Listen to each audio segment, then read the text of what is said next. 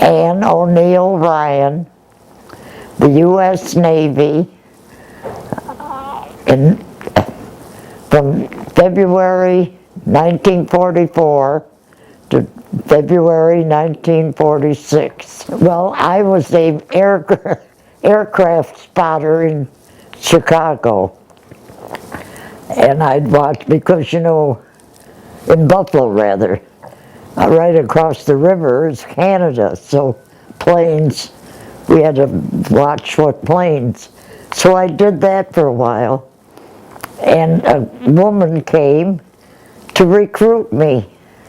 I suppose she figures I'm the right age and dumb enough to, you know, volunteer.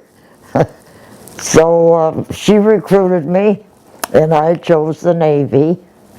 And then I had to go to Rochester, New York for an exam and all that.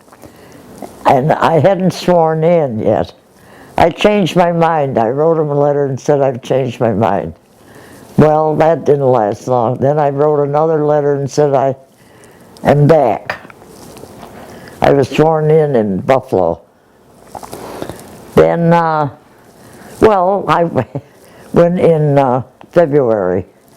I joined in 43, but I was sworn in 44.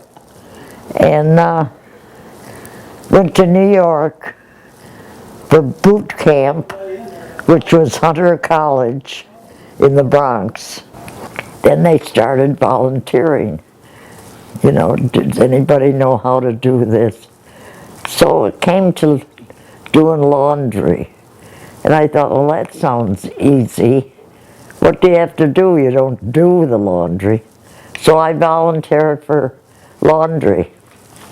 Well, I'm up at 3 o'clock in the morning gathering laundry. Every place I went, they assigned me to laundry. That's when I found out never volunteer. Too late. And that really was my funny story. And then I was sent to the University of Indiana in Bloomington rather. And then my first official assignment was Wahpeton, North Dakota, of all places. Not a drop of water. And it was a college. And so that, I was there about 8 months, I think. And then I transferred to Great Lakes.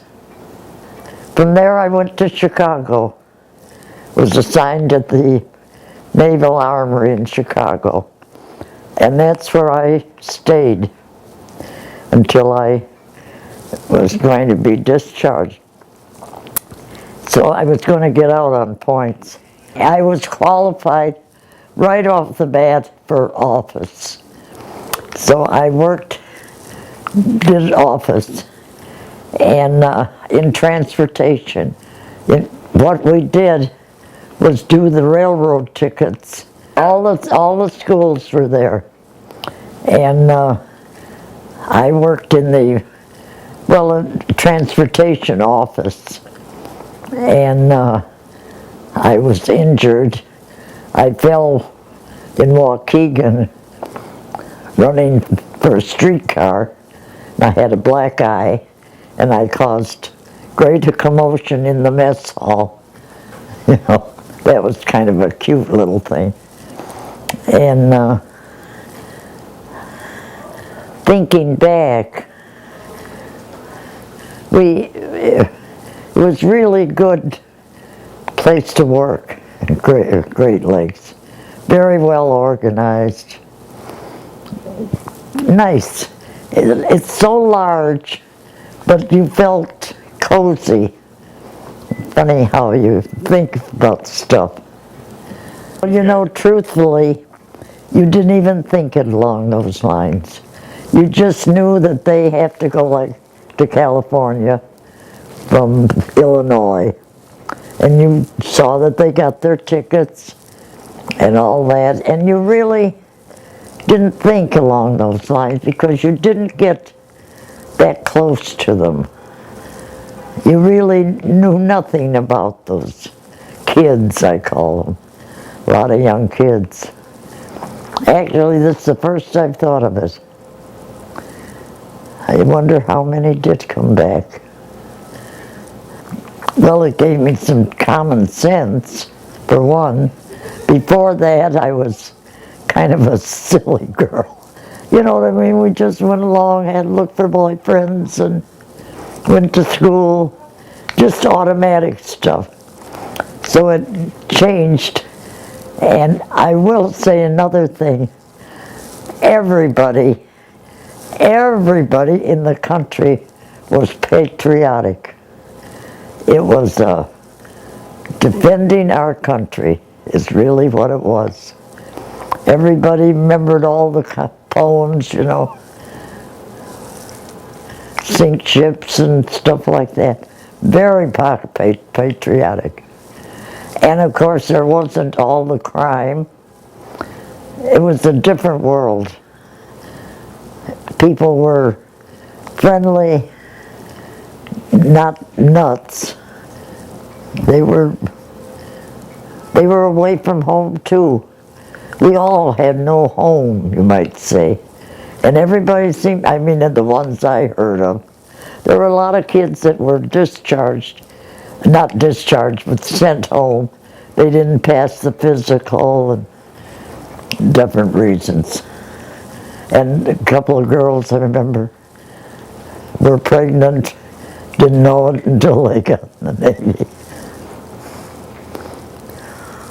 But it was a very patriotic affair. I had never heard of Pearl Harbor. We were about to have dinner, and my stepfather says, oh my, you know, he carried my sister and I and my mother, we had no idea where Pearl Harbor was. Actually, when I think I didn't. You knew you were protected. Everything was going well in Washington. That's when Truman took over and all. And you didn't feel, myself, I'm talking for others, if I was going to sea, I'd be scared to death. But I wasn't, and I knew it. And you just went along feeling protected by the administration and all that. Oh, I was in Chicago, stationed there, and we went to the Loop, like everybody else in that area, and a lot of celebrating in that. But in a way it was a letdown, because we were geared to a certain life.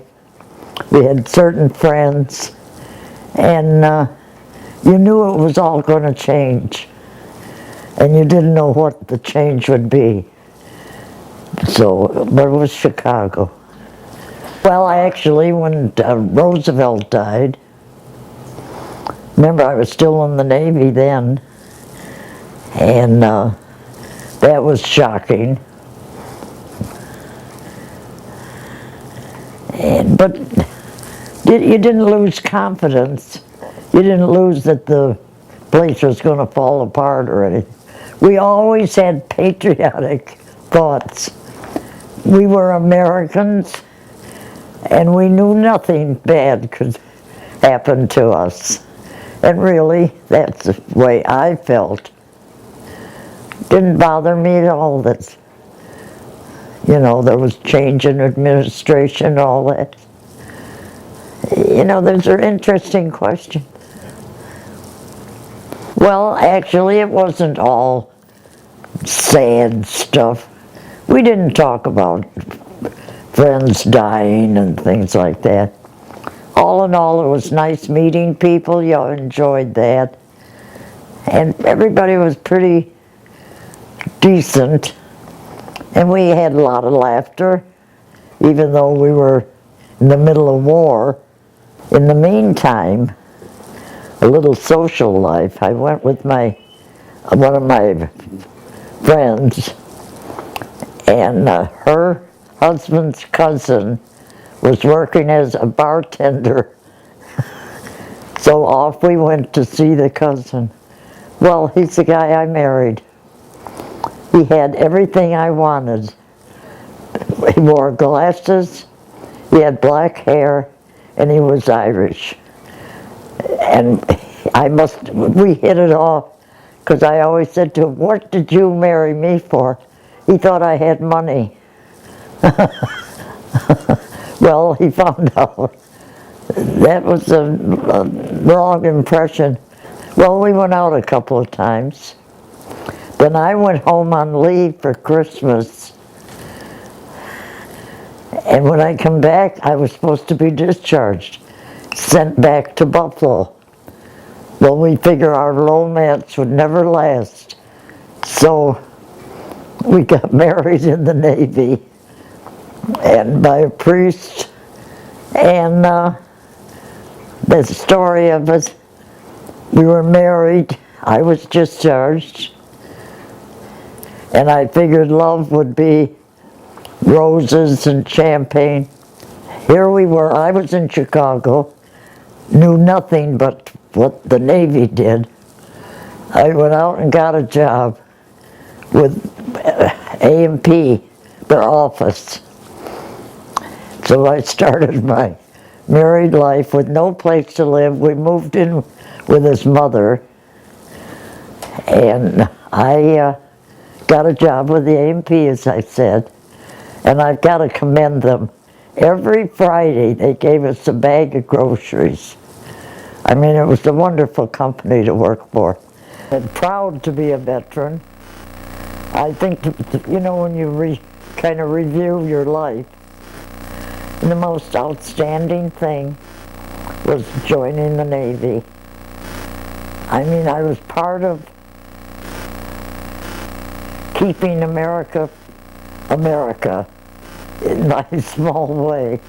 And you can be very proud of that. That's really my proudest moment of my life, is being in the Navy.